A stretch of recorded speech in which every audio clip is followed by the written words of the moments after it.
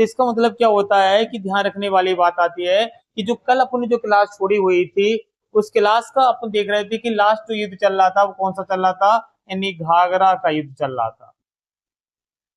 यानी घाघरा की युद्ध की बात हो गई थी, घाघरा की युद्ध की चर्चा अपन ने क्या है की हुई थी। तो जो घाघरा के युद्ध जो चल रहा था, तो घाघरा के युद्ध में अपन ने बोला तो बताया गया था कि घाघरा के युद्ध कब हुआ था, यानी अपन देख रहे थे कि 6 मई 1526 को घाघरा का युद्ध हुआ था। तो क्वेश्चन पूछा जाता है कि घाघरा का युद्ध हुआ था तो कब हुआ था, तो 6 मई 1529 को, सॉरी क्योंकि 26 में तो पानीपत का होता है।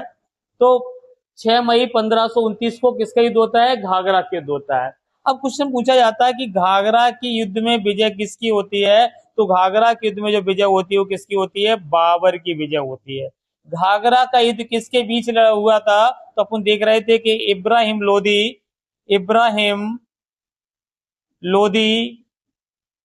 के भाई व व महमूद लोदी के बीच में युद्ध होता है।